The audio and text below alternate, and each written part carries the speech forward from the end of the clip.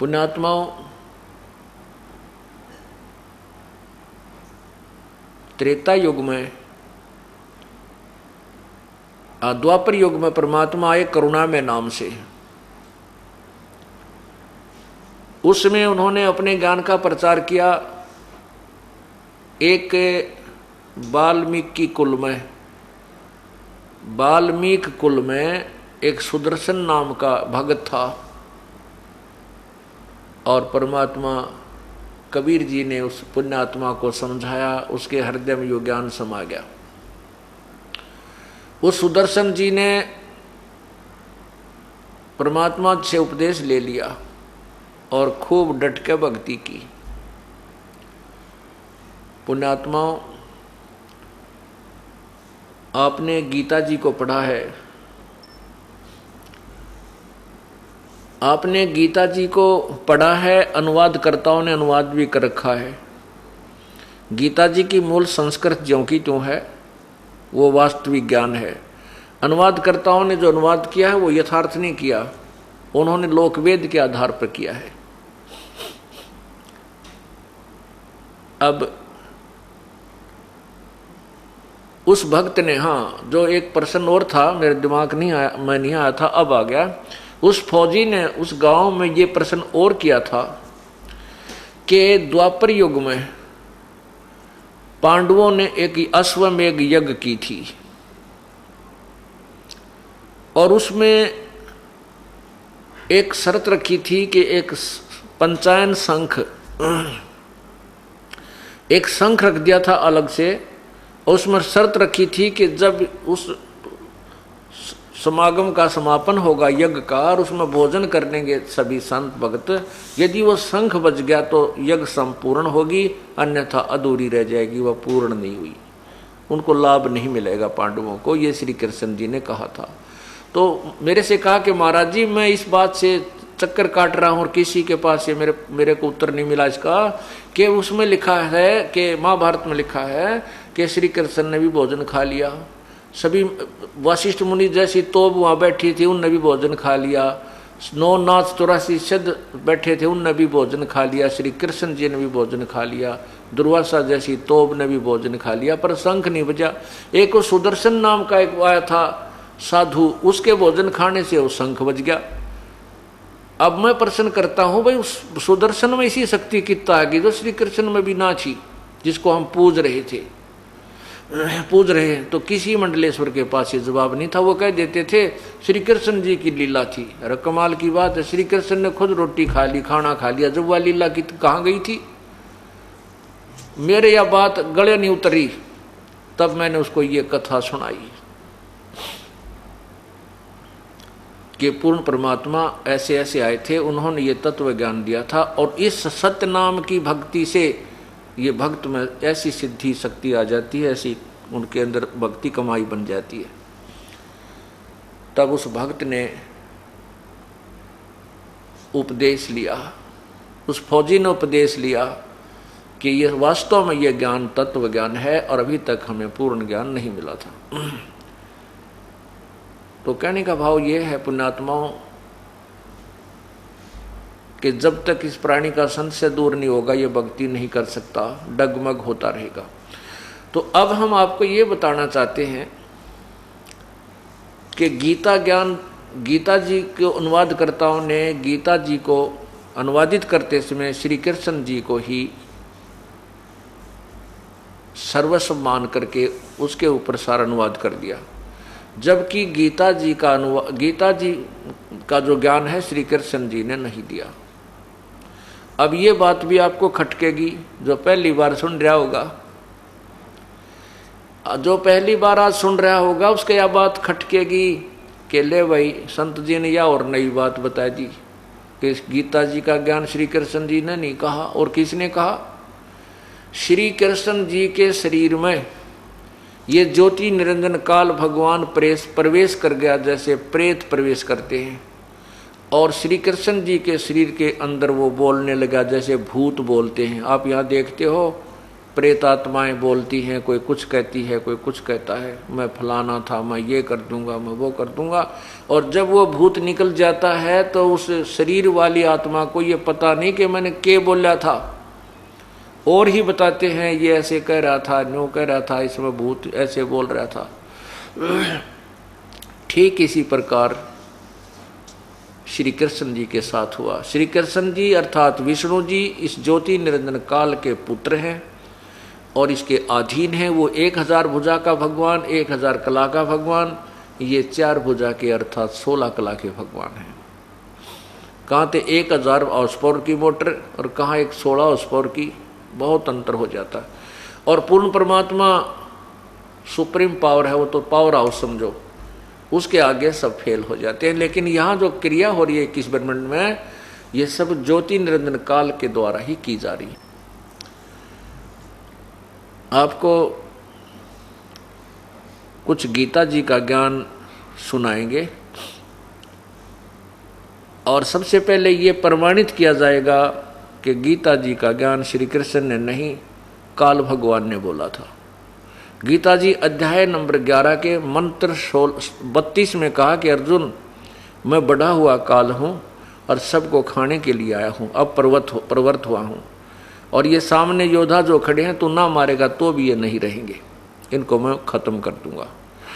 गीता जी अध्याय नंबर 11 के मंत्र 21 में अर्जुन कह रहा, भगवान आप तो देवताओं को भी खा रहे हो, आप तो उन ऋषियों को भी खा रहे जो आपके ही गुणगान वेद मंत्रों के माध्यम से कर रहे हैं, आपसे मंगल कामना करते हैं, अपने जीवन की भीख मांग रहे हैं, आप तो उनको भी खा रहे। तब 11वें अध्याय के 32वें श्लोक में कहता, अर्जुन मैं तो काल हूँ भाई, सबको खाने के लिए अब प्रवृत्त हुआ हूँ। अब श्री कृष्ण जी तो पहले ही अर्जुन के साथ थे, ये नहीं कहते कि मैं काल हूँ अब प्रवृत्त हुआ हूँ, ये बात न्याय संगत नहीं है। भगवान श्री कृष्ण काल नहीं थे, भगवान श्री कृष्ण वो प्यारी आत्मा थी, सतोगुण भगवान थे, जिनके पास गौवें आकर भी प्यार पाती थी, और गोपियां भी आकर के उनके पास प्यार पाते थे, वो काल नहीं थे। वो बहुत ही नम्र आत्मा थे, लेकिन गीता जी का ज्ञान देते समय वो काल भगवान श्री कृष्ण के शरीर में प्रवेश कर गया। अब आपको बताते हैं कि गीता जी का ज्ञान श्री कृष्ण जी ने नहीं कहा, इसके 2-4 प्रमाण आपको देते हैं। जिस समय कौरवों ने पांडवों को आधा राज्य देने से मना कर दिया, भगवान श्री कृष्ण जी उनके झगड़े को निपटाने के लिए 3 बार शांति दूत बनकर गए।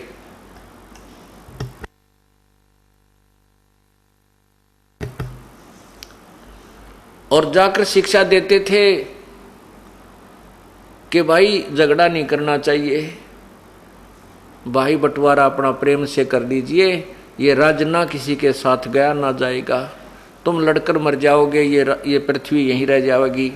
3 बार जाकर के भगवान श्री कृष्ण जी ने उनको बहुत समझाया, लेकिन दुर्योधन अनाड़ी था, नहीं माना।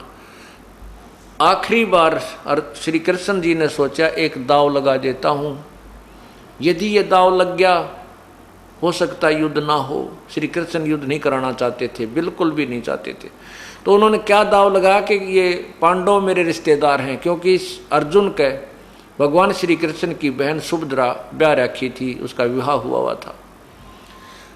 तो श्री कृष्ण जी ने सोचा कि शायद पांडव इसलिए आकड़ पाड़ रहे हैं, इसलिए अड़े खड़े हैं, ये सोच रहे हैं कि श्री कृष्ण हमारे साथ है और श्री कृष्ण हमारा रिश्तेदार है, हमारे साथ होगा, इसकी सेना हमारे साथ होगी, हम युद्ध में जीतेंगे।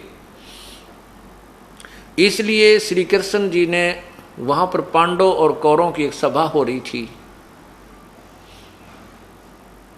तो श्री कृष्ण जी ने कौरवों से कहा कि भाई तुम, हाँ, श्री कृष्ण जी ने कौरव और पांडव को दोनों को बता दिया कि भाई एक बात सुन लो, जब तुम नहीं मानते हो, युद्ध करना ही चाहते हो, तो मेरा फैसला सुन लो। एक तरफ मेरी सेना होगी, एक तरफ मैं होऊंगा, और मैं हथियार भी नहीं उठाऊंगा। अब श्री कृष्ण जी चाहते थे शायद यही तीर लाग जा, पांडव मान जाए, और वो तीर ठीक लग गया निशाने पे। पांडवों को जब ये पता चला कि श्री कृष्ण जी ने अपना फैसला दे दिया है, एक तरफ मेरी सेना होगी, एक तरफ मैं हूँगा और हथियार भी नहीं उठाऊंगा, तो पांडवों ने के पैरों के तले की जमीन खिसकी कि तुम हारे पड़े हो, तुम हारोगे, इसलिए युद्ध ना हो तो अच्छा है।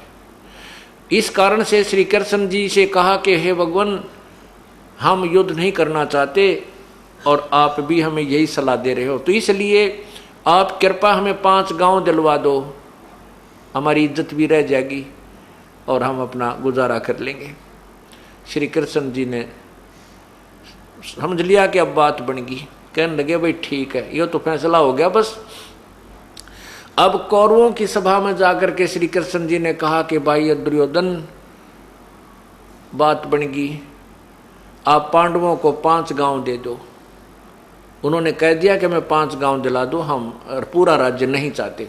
अब दुर्योधन ने सोचा भाई क्यों, पांडव तो डर गए, अब इनको कतिये खत्म कर दे, यहाँ से भाग जाए कि तब मांग कर खाओ, मजदूरी कर लेंगे। दुर्योधन नहीं माना, कहने लगे पांडवों के लिए तो सुई की नोक के समान भी जमीन नहीं है, यदि उनमें ताकत है तो युद्ध करके प्राप्त कर सकते हैं। उस समय श्री कृष्ण जी को भी गुस्सा आ गया। श्री कृष्ण जी ने कहा अरे दुर्योधन तू इंसान नहीं शैतान है, कहाँ आधा राज्य कहाँ 5 गांव, अरे शैतान मान जा तू मत ये नाश करावे।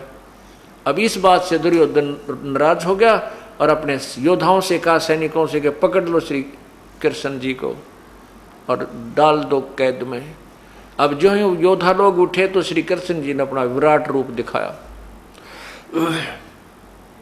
उसकी चमक के अंदर सभी सैनिक घबरा गए, उनकी आंखें चुंदी आ गई, कोई सोफा के नीचे बढ़ गया, कोई कितना टक्कर मारे, श्री कृष्ण जी बाहर निकल गए। ये पॉइंट याद रखना पुण्यात्माओं कि यहां विराट रूप श्री कृष्ण जी ने दिखाया। गीता जी अध्याय नंबर 11 के मंत्र 47 में कहा कि अर्जुन ये मेरा विराट रूप है, 1000 भुजा दिखाई, तेजों में शरीर लपट निकल रही है, जीभ निकाल रखी है, खा रही। कहता है कि ये मेरा विराट रूप है, इस आदि से पहले इस रूप को ना किसी ने देखा और ना ही कोई आगे देख सकता। इस मेरे वास्तविक रूप को, जो विराट रूप मैंने तुझे दिखाया है, मतलब युद्ध के दौरान जो दिखाया था, काल ने दिखाया था, श्री कृष्ण जी ने नहीं दिखाया था। यदि वहां श्री कृष्ण जी ने विराट रूप दिखाया होता तो ये नहीं कहते कि इससे पहले तूने कभी नहीं देखा, ना किसी ने और देखा, ना कोई आगे देख सकता। देखिएगा गीता जी अध्याय नंबर 11 और मंत्र नंबर 47 और 48।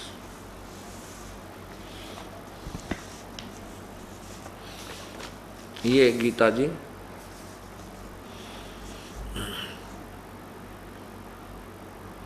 श्रीमद् भगवत गीता, गीता प्रेस गोरखपुर से प्रकाशित है। नीचे देखिएगा, जयदयाल गोविंद का इसके अनुवाद करता है। इसमें क्या लिखा है, ये 11वां मंत्र है। इधर देखिए 11वां अध्याय है, ये 47वां मंत्र यानी श्लोक। नीचे देखा, हे अर्जुन, अनुग्रह पूर्वक मैंने अपनी योग शक्ति के प्रभाव से यह मेरा परम तेजों में सबका आदि सीमा रहित विराट रूप तुझको दिखलाया है, जिसे तेरे अतिरिक्त दूसरे किसी ने पहले नहीं देखा था। अब क्या सिद्ध हुआ इससे कि गीता श्री कृष्ण जी ने नहीं बोला, गीता जी का ज्ञान श्री कृष्ण जी ने नहीं बोला।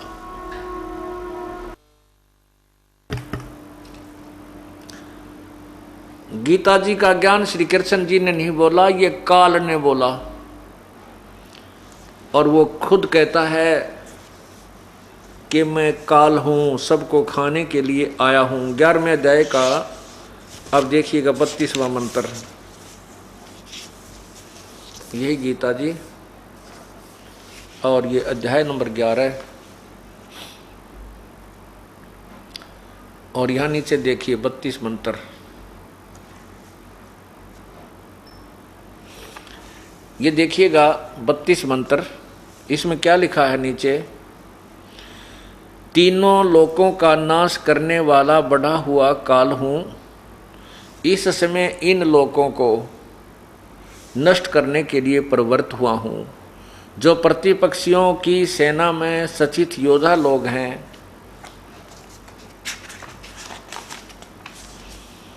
वे सब तेरे बिना भी नहीं रहेंगे, अर्थात तेरे युद्ध ना करने से भी इन सब का नाश हो जाएगा।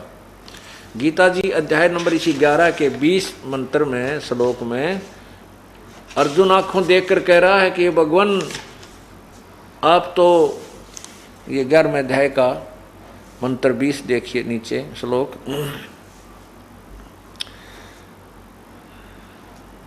ग्यारहवें अध्याय का मंत्र 21 देखिए, ये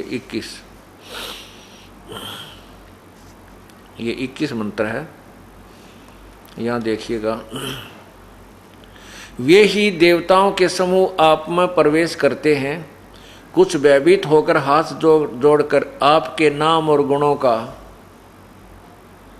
उच्चारण करते हैं, तथा महर्षि और सिद्धों के समुदाय कल्याण हो ऐसा कहकर उत्तम उत्तम स्तोत्रों द्वारा आपकी स्तुति करते हैं, और आप उनको भी खा रहे हो।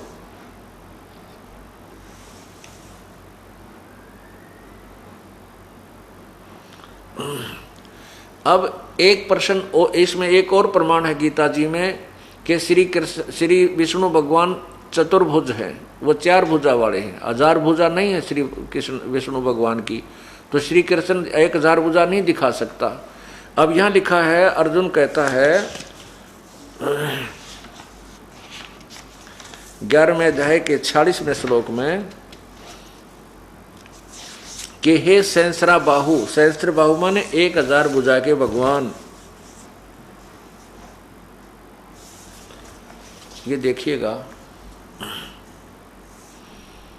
श्रीमद् भगवत गीता जी और अध्याय नंबर 11 के नीचे आइएगा 46 नंबर श्लोक में, ये 46 नंबर श्लोक है। इसमें क्या लिखा है कि मैं वैसे ही आपको मुकुट धारण किए हुए, गदा और चक्र हाथों में लिए हुए देखना चाहता हूं, इसलिए हे विश्वरूप, हे सहस्र बाहो, सहस्र बाहो माने 1000 भुजा वाले, आप उसी चतुर्भुज रूप से प्रकट होइए। अब इसे सिद्ध हो गया कि श्री कृष्ण जी ने गीता नहीं बोली, ये 2 पॉइंट सिद्ध हो गए। अब तीसरा ये होता है, ये कहते हैं कि श्री कृष्ण जी ने अर्जुन से युद्ध इसलिए करवाया कि अर्जुन अक्षत्रिय धर्म का पालन नहीं कर रहा था, और यदि अक्षत्रिय धर्म का पालन नहीं करेंगे तो उनका जो कर्म नष्ट हो जाता है, उनको पाप लगता है, इसलिए युद्ध करवाया। पहले तो हम मान लेते थे इन बातों को, लेकिन अब ज्ञान हुआ कि ऐसा नहीं था, क्योंकि श्री कृष्ण जी स्वयं अक्षत्रिय थे और मथुरा का राज्य के राजा कंस को मारने के उपरांत वहां का राज्य अपने नाना जी को उग्रसेन को दे दिया था। उग्रसेन बहुत वृद्ध हो गए थे, उन्होंने सारी बागडोर अपने दोहते श्री कृष्ण जी को दे दी थी। उसी समय काल्यावन नामक एक राजा ने, जो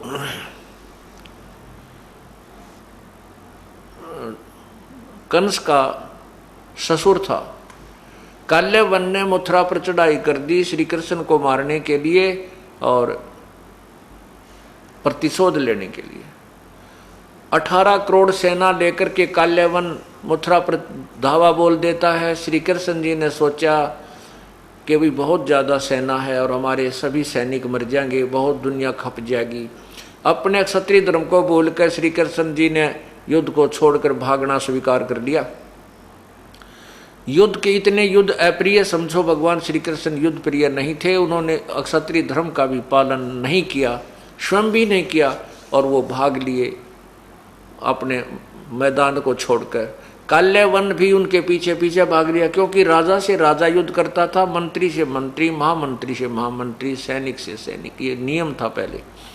तो राजा के साथ राजा युद्ध करता है, तो श्री कृष्ण के भाग लेने से काल्यवन भी उसके पीछे पीछे दौड़ दिया। श्री कृष्ण जी को मालूम था, कुछ दिन पहले नारद जी ने बता दिया था कि एक गुफा है भगवान यहाँ पर, उसमें एक मुचकंद नाम का एक राजा सोया पड़ा है, उसके अंदर एक ऐसी शक्ति है कि वो 6 महीने जागता है, 6 महीने सोता है। उसने ऐसी सिद्धि प्राप्त कर रखी है कि 6 महीने जब जागता है तो राजाओं से युद्ध करता रहता है, 6 महीने सोता है तो उसको सोते समय बीच में कोई उठा दे तो उसको उसकी आंखों से लपट ऐसे वो तीर निकलते हैं, अग्निबाण छूटते हैं कि वो सामने वाला मर जाता है। इस बात का श्री कृष्ण जी को ज्ञान हो गया। इसी दृष्टिकोण से भी क्यों ना मैं इस मुचकंद को काल्यवन को मुचकंद से मरवा दूं। श्री कृष्ण जी आगे आगे भाग रहे हैं, काल्यवन पीछे पीछे। श्री कृष्ण जी उसी गुफा में प्रवेश कर गए जिसमें वो काल्यवन ना वो मुचकंद सोया पड़ा था। मुचकंद के ऊपर अपना वो पीताम्बर जो कपड़ा एक एक्स्ट्रा चद्दर सी साथ में लिए हुए होते थे, श्री कृष्ण जी ने ले रखी थी, वो उस सोए हुए मुचकंद के ऊपर डाल दी।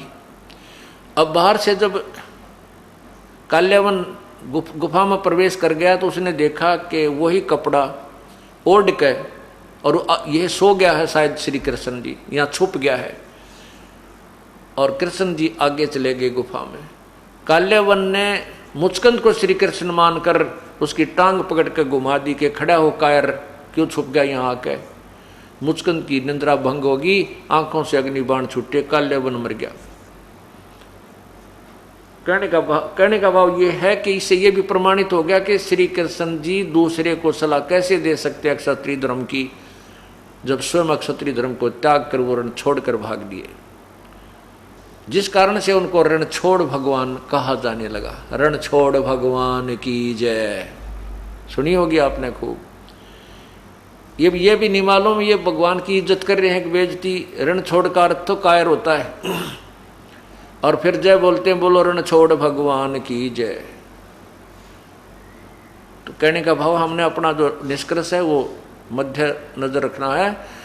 इससे भी सिद्ध हो गया कि श्री कृष्ण जी ने युद्ध करने की सलाह अर्जुन को युद्ध के मैदान में कतई नहीं दी। अब तीसरा प्रमाण आपको देते हैं, गीता जी का ज्ञान श्री कृष्ण जी ने नहीं कहा, कति कलम तोड़ आपको बताते हैं। महाभारत का युद्ध हो गया, पांडव जीत गए, कौरव हार गए। युधिष्ठिर जी को राज्य गद्दी प्राप्त हो गई। श्री कृष्ण जी ने कहा भी मेरा काम हो गया, आपका काम हो गया है, मैं द्वारका जाना चाहता हूं, मुझे इजाजत दो। अब श्री कृष्ण जी पांडवों के गुरु थे, धार्मिक गुरु थे। उन्होंने कहा कि भगवान आप जा रहे हो और हमें एक सत्संग सुनाकर जाना, ताकि हम आपके विचारों के आधार पर चलकर इस राज्य को भी करें, अपना कल्याण भी करें, कहीं हम विचलित ना हो जाएं। श्री कृष्ण जी ने समय, स्थान और तिथि निर्धारित कर दी। उसी निश्चित तिथि को शाम के समय श्रोतागण आकर के सत्संग स्थल पर विराजमान हो रहे हैं। सत्संग स्थल के आसपास श्री कृष्ण और अर्जुन घूम रहे हैं, टहल रहे हैं।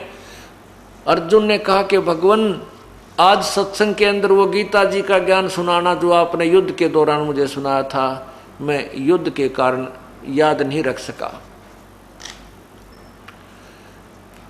श्री कृष्ण जी ने अर्जुन से कहा कि ए नालायक, तूने उस युद्ध उस ऐसे निर्मल ज्ञान को याद क्यों नहीं रखा? तेरी बुद्धि मुझे अच्छी नहीं लगती। और स्वयं कहते हैं श्री कृष्ण जी कि मुझे अब याद नहीं मैंने क्या कहा था, मैं ज्यों का त्यों नहीं बता सकता। तो इससे क्या सिद्ध हुआ पुण्यात्माओं कि श्री कृष्ण जी ने गीता का ज्ञान नहीं बोला। कति क्लियर हो गया, ये तो कंसेप्ट ही क्लियर हो जाएगा। ये भी आपको दिखाता हूं महाभारत के अंदर। उसमें क्या कहा है कि देखो मैं सत्संग कर रहा हूं और आज पहली बार कोई सत्संग ने 5 दिन सुनेगा, उसका ज्यादा से ज्यादा 40% सत्संग याद रह सकता है, 60% उसको याद नहीं रहेगा। और फिर 10 दिन के बाद वो मुझे कहे कि जी आप वही सत्संग सुनाना जो आपने कबीर साहब के प्रगट दिवस पर सुनाया था 5 दिन वाला, और मैं कहूँ उस श्रोता को जिसने पहली बार सुना था उसको कहूँ तेरी बुद्धि अच्छी नहीं है, नालायक, तूने याद क्यों ना रखा सारा सत्संग, और मैं कहूँ कि मुझे तब याद नहीं मैंने क्या कहा था, मैं जो कहा तू नहीं बता सकता। इसे सिद्ध है कि मैं नहीं बोल रहा था, उसमें मेरे अंदर कोई और आत्मा बोल रही थी जिससे मुझे याद नहीं।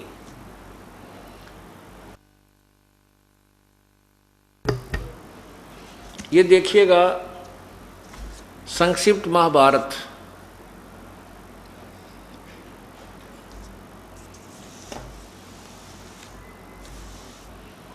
संक्षिप्त महाभारत द्वितीय खंड, ये कहाँ से प्रकाशित है? गीता प्रेस गोरखपुर से। अंदर से भी देखिएगा।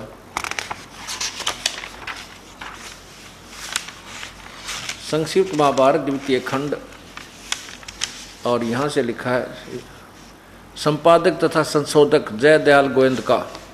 नीचे देखिए गीता प्रेस गोरखपुर से प्रकाशित है। इसके पृष्ठ नंबर 667 पर यहाँ देखिए, विषय है अर्जुन का श्री कृष्ण से गीता का विषय पूछना और श्री कृष्ण का अर्जुन से सिद्ध महर्षि और कश्यप का संवाद। यहाँ देखना नीचे, जन्मे जी ने पूछने के बाद अब क्या बता है? वैशंपायन जी ने कहा, राजन श्री कृष्ण के सहित। हाँ, यह क्या पूछा है कि जन्मे जी ने पूछा, ब्रह्मन शत्रुओं का नाश हो जाने के बाद जब महात्मा श्री कृष्ण और अर्जुन सभा में बैठकर वार्तालाप कर रहे थे उस समय उनमें क्या क्या बातचीत हुई? वैशंपायन जी ने कहा, राजन श्री कृष्ण के सहित अर्जुन ने जब अपने राज्य पर पूरा अधिकार प्राप्त कर लिया तो वे दिव्य सभा भवन में आनंद के साथ रहने लगे। एक दिन सब जनों से घिरे हुए वे दोनों मित्र स्वेच्छा से घूमते घूमते सभा मंडप के ऐसे भाग में पहुंचे जो स्वर्ग के समान सुंदर था। पांडुनंदन अर्जुन श्री कृष्ण के साथ रहकर बहुत प्रसन्न थे। उन्होंने एक बार उस रमणीय सभा की ओर दृष्टि डालकर भगवान से यह वचन कहा, देवकी नंदन, जब युद्ध का समय उपस्थित था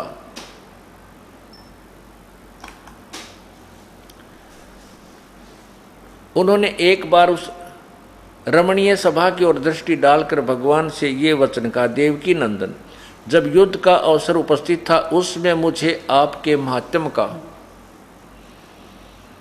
ज्ञान और ईश्वरीय स्वरूप का दर्शन हुआ था, किंतु केशव आपने स्नेहवश पहले मुझे जो ज्ञान का उपदेश किया था वह सब इस समय बुद्धि के दोष से भूल गया है।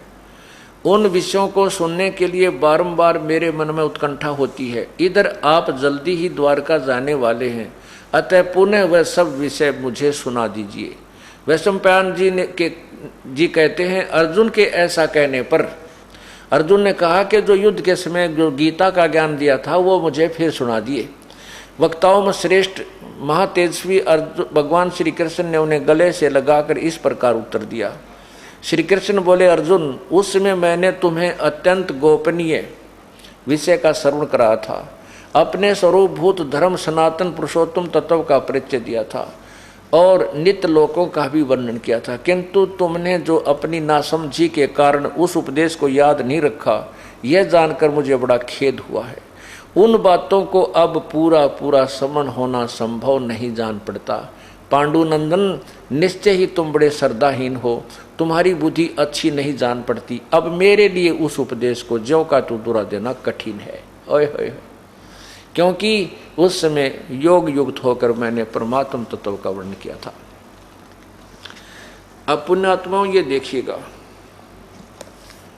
कि श्री कृष्ण जी कह रहे हैं कि वो जो गीता का ज्ञान मैंने तुझे सुनाया था अब ज्यों का त्यों मैं नहीं बता सकता, अब मुझे तो योग युक्त होना पड़ेगा। और कहते तूने याद क्यों नहीं रखा, तू ना समझ है, तेरी बुद्धि ठीक नहीं, तू बुद्धिहीन है।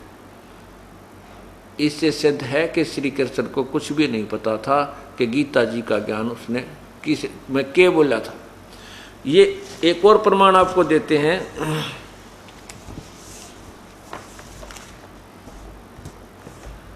कि ये काल जो है बहुत छल छिद्र करता है। ये कैसे करता है कि ये सूक्ष्म रूप बनाकर किसी भी व्यक्ति के अंदर प्रवेश करके अपनी वाणी बोल जाता है, अपना काम करवा जाता है, फिर निकल जाता है। ये प्रमाण आपको दिखाते हैं श्री कृष्ण जी में भी इसने ऐसा ही खेल खेला। आपको विष्णु पुराण दिखाता हूं।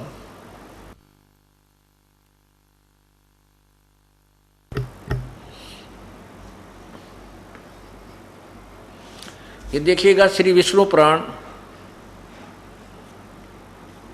श्री विष्णु पुराण नीचे देखिएगा, गीता प्रेस गोरखपुर से प्रकाशित है। इसके अनुवादकर्ता कौन है?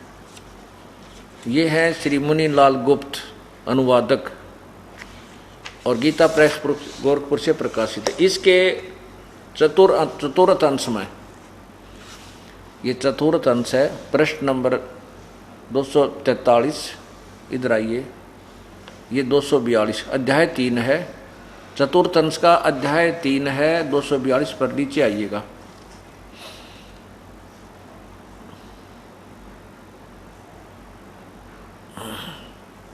यहाँ देखिएगा, इसका मैं पहले आपको थोड़ा सा वैसे सुनाता हूँ, फिर इसमें आसानी से पढ़ा जाएगा। इसमें कहा है कि एक बार गंधर्व के पराक्रम से अपमानित उन नागेश्वरों द्वारा स्तुति करने पर नागों की और गंधर्व का झगड़ा हो गया, और गंधर्व ने नागों को अपमानित कर दिया। तो नाग देवता इकट्ठे होकर श्री विष्णु जी के पास गए, स्तुति की, विष्णु जी प्रकट हुए, फिर उनसे प्रार्थना की कि आप हमारी सहयोग दीजिए हमारा, कि हम इन गंधर्वों को जीत सकें। तो वो कौन प्रकट हुआ विष्णु रूप में? वो काल प्रकट हुआ, ज्योति निरंजन प्रकट हुआ, ब्रह्म प्रकट हुआ। उसने कहा कि तुम योनासव के पुत्र मानधाता का जो पुरुकुत्स नामक पुत्र है, पुरुकुतस, उसमें प्रविष्ट होकर मैं उन संपूर्ण दुष्ट गंधर्वों का नाश कर दूंगा। अब आपको दिखाता हूँ, कथा मैंने सिर्फ ये थोड़ा सा दिखाना चाहूँगा, इसलिए आपको मौखिक बताया। यहाँ देखना, इसी 242 पृष्ठ पे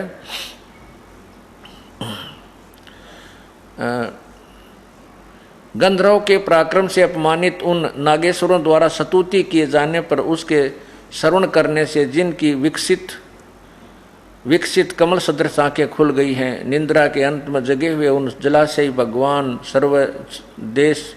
सर्व देवेश्वर को प्रणाम कर उन नागगणों ने कहा, भगवान उन गंधर्व से उत्पन्न हुए हमारा भय किस प्रकार शांत हो।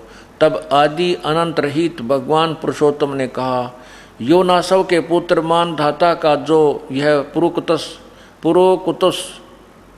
नामक पुत्र है, उसमें प्रविष्ट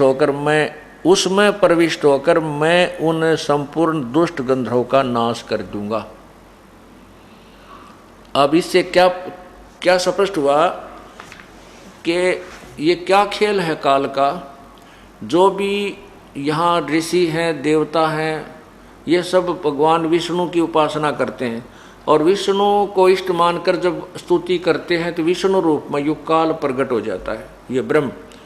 और फिर इसी प्रकार गंधर्वों के सामने, नागों के सामने वही प्रकट हुआ। उन्होंने उसे याचना की कि मेरी रक्षा करो। तो उस काल ने कहा कि मैं वो जो मानधाता का पुत्र पुरुकुत्स है, उसके अंदर प्रवेश हो जाऊंगा भूत की तरह, और फिर मैं उन्हें मार दूंगा। इससे सिद्ध हो गया कि ये काल श्री कृष्ण जी में भी ऐसे ही छल करके प्रकट हुआ, और ये सब गीता का ज्ञान और महाभारत का ये आपस में विनाश करवा डाला, युद्ध करवा के लाखों लोग मरवा दिए। श्री कृष्ण जी ने युद्ध नहीं करवाया। अब इसी का एक और प्रमाण है, 233 पृष्ठ पर देखिएगा।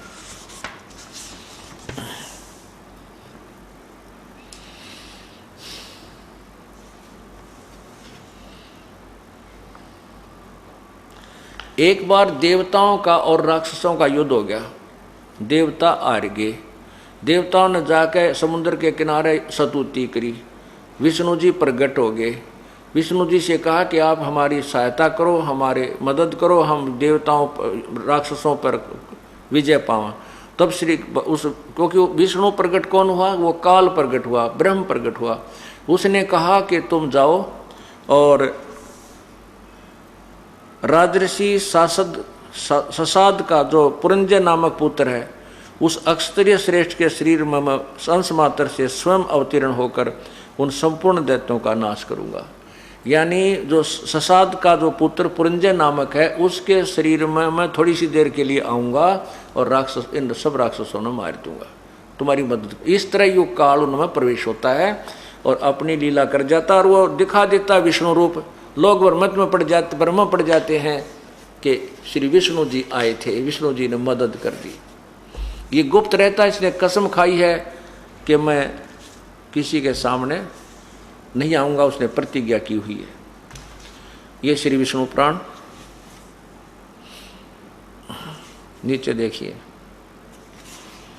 और ये है वही चतुर्थ अंश, अध्याय नंबर 2 और ये प्रश्न नंबर 233। नीचे आइएगा,